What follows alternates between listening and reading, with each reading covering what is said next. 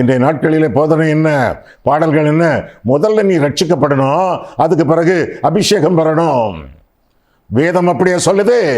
எங்க சொல்லுது? ரட்சிப்பும் அபிஷேகமும் ஒன்று.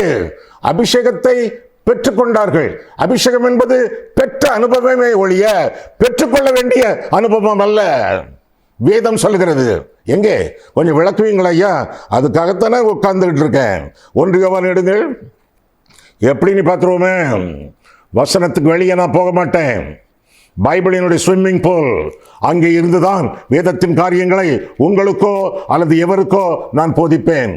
1 யோவான் 1:7 அவர் ஒளியில் இருக்கிறது போல நாமும் ஒளியிலே நடந்தால் ஒருவரோடு ஒருவர் ஐக்கியப்பட்டிருப்போம்.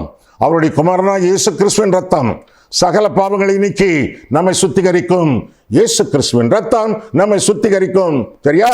9 நம்முடைய பாவங்களை நாம் அறிக்கையிட்டால் பாவங்களை நமக்கு மன்னித்து எல்லா அநியாயத்தை நீக்கி நம்மை சுத்திகரிப்பதற்கு அவர் உண்மையும் நீதியும் உள்ளவர்.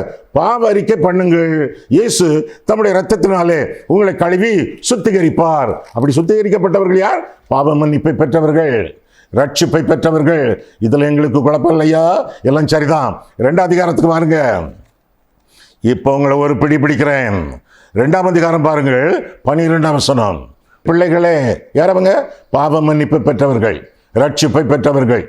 பிள்ளைகளே, அவருடைய நாமத்து நிமித்தம் உங்கள் பாவங்கள் மன்னிக்கப்பட்டிருக்கிறதுனால் உங்களுக்கு எழுதுகிறேன். நீங்கள் பாவ மன்னிப்பு பெற்றவர்கள், உங்களுக்கு நான் எழுதுகிறேன்.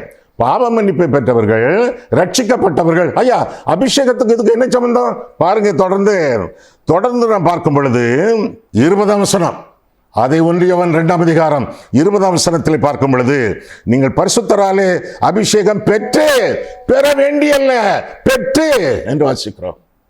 ரட்சிக்கப்பட்டவர்கள், பாவ மன்னிப்பு பெற்றவர்கள், அபிஷேகத்தை பெற்றவர்கள். சொல்றேன், இன்னும் கொஞ்சம் கழிச்சு இன்னும் உங்களுக்கு சுத்தமா விளங்கலன்னு வச்சுக்கிடுங்க. ஒண்ணு நீங்கள் முட்டாள்கள் அர்த்தம், அல்லது திமிர் பிடித்தவர்கள் அர்த்தம். 2ல 1 தான். திரும்ப 20 நீங்கள் பரிசுத்தராலே அபிஷேகம் பெற்று பாவ மன்னிப்பு பெற்றவர்கள், ரட்சிக்கப்பட்டவர்கள், அபிஷேகம் பெற்றவர்கள்.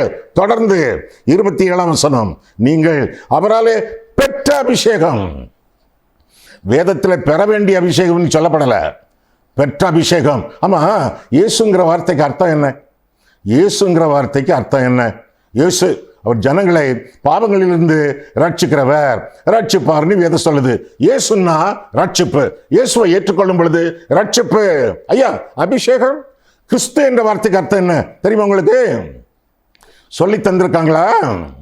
கிறிஸ்து என்ற வார்த்தைக்கு அபிஷேகம் பண்ணப்பட்டவர் அப்படின்னு அர்த்தம். The word Christ means the anointed one. அபிஷேகம் பண்ணப்பட்டவர். அப்போ என்றைக்கு இயேசு கிறிஸ்துவை நீங்கள் இருதயத்தில் ஏற்றுக்கொண்டீர்களோ அன்றைக்கு உங்களுக்கு ரட்சிப்பும் சொந்தம், அபிஷேகமும் சொந்தம். இதுதான் வேதம், இதுதான் வேதம். இதற்கு மிஞ்சிய அபிஷேகத்தை நான் பெறவில்லை. இயேசு என்னுடைய ரட்சிப்பு, கிறிஸ்து என்னுடைய அபிஷேகம். இயேசு கிறிஸ்து என்னை அபிஷேகித்தவர். பேசிக்கொண்டிருக்கிறேன். இதற்கு முற்றிலும் புறமான காரியங்களை சொல்லுகிறவர்கள் வேத புரட்டர்கள். நீ எதையும் பெற்றுவிட்டு போ, ஆனால் இதை உன்னால் மறுதலிக்க முடியாது. அபிஷேகம் என்பது பெற வேண்டிய அனுபவம் அல்ல, ஏற்கனவே பெற்றுக்கொண்ட